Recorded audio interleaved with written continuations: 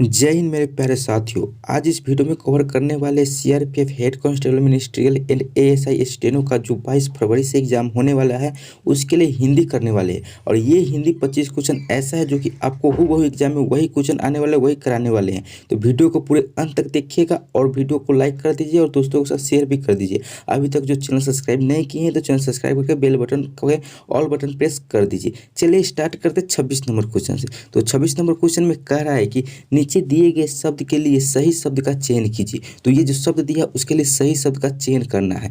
तो शब्द में दे रखा है कि जिसकी पत्नी मर गई हो, उसके लिए सही शब्द क्या होगा। ए में दिया है विदुर, बी में दिया है विधवा, सी में दिया है विधुर और डी में दिया है कि विधाता। तो जिसकी पत्नी मर गई है उसके लिए शब्द होता है कि विधुर होता है। तो ऑप्शन नंबर सी इसका राइट आंसर हो जाएगा। ठीक है। 27 नंबर में कह रहा है कि नीचे दिए गए शब्द समूह के लिए सही शब्द का चयन कीजिए। ठीक है। दे रखा है कि जो किसी धर्म या व्यक्ति में आस्था न रखे उसको क्या कहेंगे। निशांत कहेंगे, धर्मनिरपेक्ष कहेंगे, धर्मभीरु कहेंगे या नास्तिक कहेंगे। तो जो किसी धर्म या व्यक्ति के में आस्था न रखते हैं उसको कहते हैं तो नास्तिक कहते हैं, जो कि ऑप्शन नंबर डी इसका राइट आंसर हो जाएगा नास्तिक। क्वेश्चन नंबर अगला है। अगला नंबर क्वेश्चन में कह रहा है कि नीचे दिए गए शब्द के लिए सही शब्द का चयन कीजिए। ठीक है। तो इसमें दिया है कि किए गए आसानों को जानने, समझने और मानने वाला को क्या कहते हैं। ए में दे रखा है कि सुविज्ञ, बी में दे रखा है कृतज्ञ, सी में दे रखा है कि तंत्र और डी में दे रखा है कि विज्ञ। तो किए गए असहानों को जानने, समझने वाले व मानने वाले को कहा जाता है तो वो कहा जाता है कृतज्ञ कहा जाता है, जो कि ऑप्शन नंबर बी इसका राइट आंसर हो जाएगा कृतज्ञ। अगला क्वेश्चन है क्वेश्चन नंबर 29 और 30 जो दिया हुआ एक पैटर्न पर निर्देश दिया है कि इसमें क्या बताना है। तो दे रखा है कि निम्नलिखित में अर्थ की दृष्टि से 3 शब्द समान है और एक उनमें से भिन्न है। भिन्न शब्द की पहचान कीजिए। यानी कि जो इसमें 4 ऑप्शन दिया है उसमें अर्थ की दृष्टि से 3 समान है और एक भिन्न है, तो उसी भिन्न को चुनना है कि कौन है। तो देखते हैं 29 नंबर क्वेश्चन में कौन सा शब्द दे रखा है।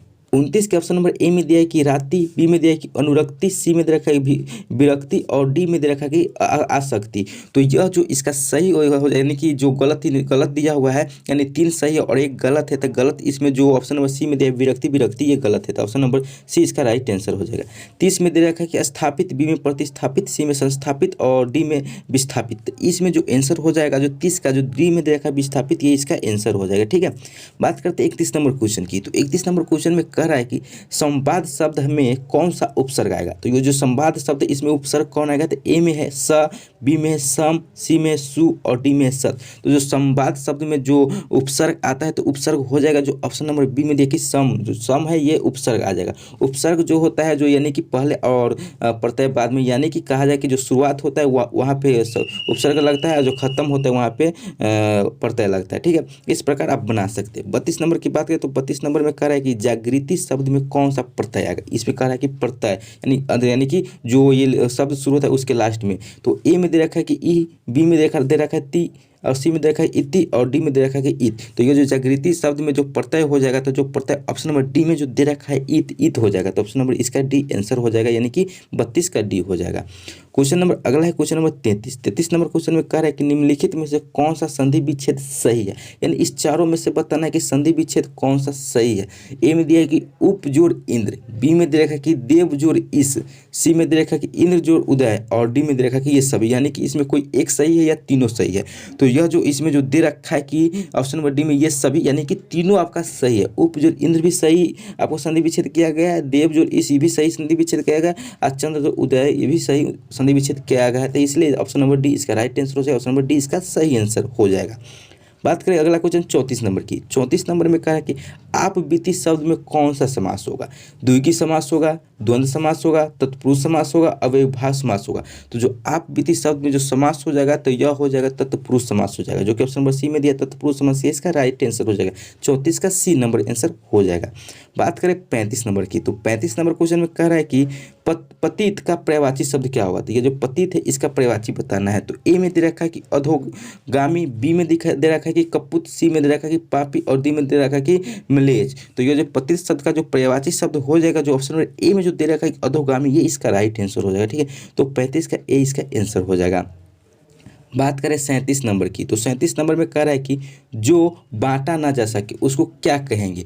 अपूर्ण कहेंगे, अतुल्य कहेंगे, अपरिहार्य कहेंगे, अभाज्य कहेंगे। तो जो बांटा ना जा सके उसको कहते हैं अभाज्य कहते हैं, जो कि ऑप्शन नंबर डी में दे रखा है अभाज्य, ये इसका राइट आंसर हो जाएगा, यानी 37 का डी हो जाएगा। बात करें अगला 38 नंबर की, तो 38 नंबर में कह रहा है कि दुकाल का उपसर्ग क्या होगा? दुकाल का उपसर्ग बताना है। ए में दे रखा है कि दूर, बी में दे रखा है कि दूर, सी में दे रखा है दू, और डी में दे रखा है कि दुख। तो दुकाल का जो उपसर्ग हो जाएगा, जो ऑप्शन नंबर सी में दे रखा है दू, ये इसका राइट आंसर हो जाएगा, यानी उपसर्ग दू हो जाएगा दुकाल में।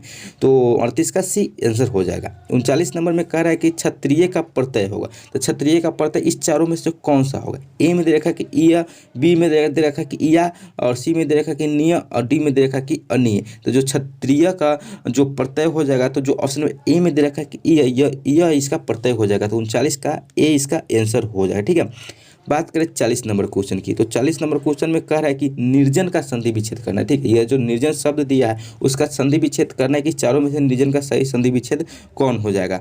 तो ऑप्शन ए में दिया है कि नी जोड़जन, बी में दे रखा है कि नीर जोड़जन, सी में दे रखा है कि नी जोड़ जन, और डी में दे रखा है कि निह जोड़ जन।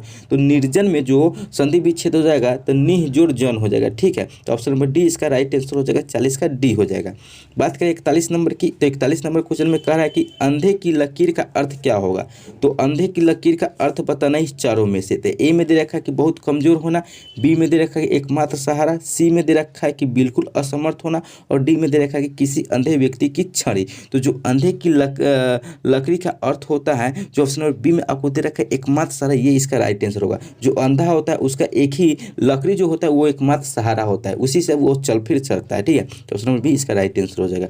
बात करें 42 नंबर की, तो 42 नंबर में कह रहा है क्वेश्चन की चकमा देना मुहावरे का अर्थ क्या होगा? ए में दे रखा है परेशान करना, बी में दे रखा है कि परेशानी में डालना, सी में दे रखा है कि ठगना, और डी में दे रखा है इनमें से कोई नहीं। तो चकमा देना इस मुहावरे का जो अर्थ हो जाएगा, जो कि ऑप्शन नंबर सी में आपको दे रखा है ठगना हो जाएगा। कोई व्यक्ति को किसी व्यक्ति को चकमा देता है यानी कि ठग लेता है। ठीक है, तो ये इसका राइट आंसर होगा, यानी कि 42 का सी हो जाए, ऑप्शन नंबर सी हो जाएगा। तो 43 नंबर क्वेश्चन में कह रहा है कि एक पंथ दो काज कहावत का अर्थ क्या हो जाएगा? जो गांव घर में कहा जाता है कि एक पंथ दो काज, इसका मतलब क्या होता है?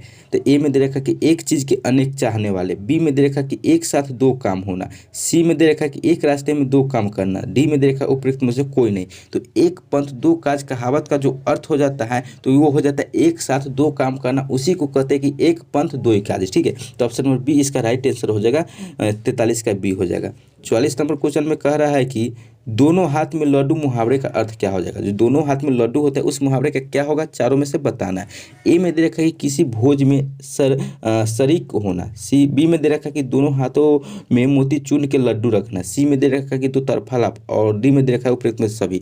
तो दोनों हाथ में लड्डू मुहावरे का जो अर्थ हो जाता है कि दोनों तरफ लाभ होना। ठीक है, तो ऑप्शन नंबर सी इसका राइट आंसर हो जाएगा। ठीक है, अगला क्वेश्चन देखते हैं, क्वेश्चन नंबर 45 नंबर क्वेश्चन में कह रहा है कि समानांतर शब्द का संधि विच्छेद क्या होगा? इस चारों में से बताना है कि समानांतर शब्द का संधि विच्छेद क्या होगा। ए में दे रखा है कि सामना जोड़ अंतर, बी में दे रखा है कि समान जोड़ अंतर, सी में दे रखा है कि समा जोड़ नांतर, और डी में दे रखा है कि समानह जोड़ अंतर। तो जो समानांतर का जो संधि विच्छेद हो जाएगा, जो ऑप्शन नंबर आपको बी दे रखा है कि समान जोड़ अंतर, ये इसका राइट आंसर हो जाएगा। ठीक है, तो 45 का बी हो जाएगा। 46 की बात करें तो 46 में दे रखा है कि दानवीर कौन सा समास है, यानी कि दानवीर में कौन सा समास आएगा? बहुब्रीहि समास आएगा, अव्ययीभाव समास आएगा, द्वंद्व समास आएगा, तत्पुरुष समास आएगा। तो जो दानवीर है, दानवीर में जो समास आएगा यह तत्पुरुष समास आएगा। तो ऑप्शन नंबर डी इसका राइट आंसर होगा, 46 का डी।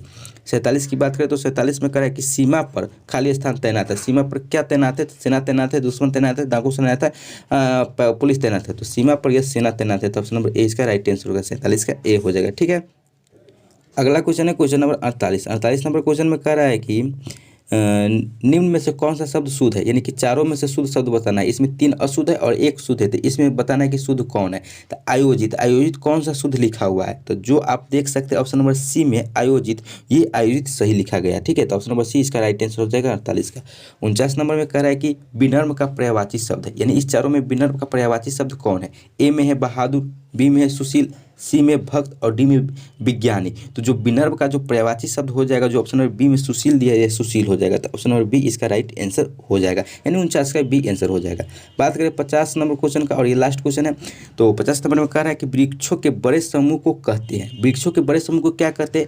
अकली कहते हैं, अगार कहते हैं, अंबार कहते हैं, वन कहते हैं। तो वृक्षों के बड़े समूह यानी कि वृक्ष बहुत सारा वृक्ष हो जाते हैं, उसको वन कहा जाता है, जो कि ऑप्शन नंबर डी में दिया है वन। ये इसका राइट आंसर हो जाएगा, यानी कि 50 का डी हो जाएगा। तो दोस्तों ये था आपको CRPF head constable ministerial and ASI steno का जो 22 फरवरी से एग्जाम होने वाला है, उसके लिए मोस्ट इंपोर्टेंट 25 आपको हिंदी का क्वेश्चन। तो आप लोग बताइए कि आपको इस 25 में कितना सही हुआ है और कितना गलत हुआ, यानी अपना स्कोर जरूर बताइएगा। और वीडियो लाइक नहीं किया तो वीडियो लाइक करके दोस्तों के साथ शेयर कर दीजिए, और चैनल सब्सक्राइब करके बेल बटन प्रेस करके रख लीजिए। आपको हर वीडियो का नोटिफिकेशन मिलेगा, और सीआरपीएफ का एक्सपेक्टेड क्वेश्चन आपको कराया जा रहा है इस चैनल पर। आप अगर चक्षु पब्लिकेशन का नहीं देख रहे वीडियो, तो उस चक्षु पब्लिकेशन से आपको सीआरपीएफ के लिए आपको हिंदी का प्रैक्टिस सेट और रीजनिंग का प्रैक्टिस सेट आपको इसी चैनल पे करा रहे हैं, तो वो भी देख लीजिए। और देखने के लिए आपको क्या करना है कि पहले चैनल सब्सक्राइब कर लीजिए, और वीडियो के डिस्क्रिप्शन बॉक्स में जाइए, वहाँ पे आपको सारा प्लेलिस्ट मिल जाएगा, वहाँ से आप देख सकते हैं। और पीडीएफ आप प्राप्त करना चाहते हैं, स्टडी मटेरियल प्राप्त करना चाहते हैं, तो आप हमारे व्हाट्सएप ग्रुप और टेलीग्राम ग्रुप से जुड़ सकते हैं। जो कि जुड़ने के लिए आपको क्या करना होगा कि मेरा एक व्हाट्सएप नंबर है, जो व्हाट्सएप नंबर है 7352487318, यानी 7352487318। यह मेरा व्हाट्सएप नंबर है, इस पर आप मैसेज कीजिएगा तो आपको व्हाट्सएप ग्रुप और टेलीग्राम ग्रुप दोनों में ऐड कर दिया जाएगा। या आप खुद से ऐड होना चाहते हैं या ज्वाइन होना चाहते हैं, तो वीडियो को डिस्क्रिप्शन बॉक्स में जाइए, आपको व्हाट्सएप का लिंक दिया हुआ है और टेलीग्राम का लिंक दिया हुआ है, वहाँ से आप ज्वाइन हो सकते हैं। ठीक है, तो दोस्तों ये वीडियो कैसा लगा कमेंट बॉक्स में जरूर बताइएगा। फिर मिलेंगे अगले वीडियो में अगले टॉपिक के साथ, अगले प्रैक्टिस के साथ। तब तक के लिए जय हिंद, जय भारत।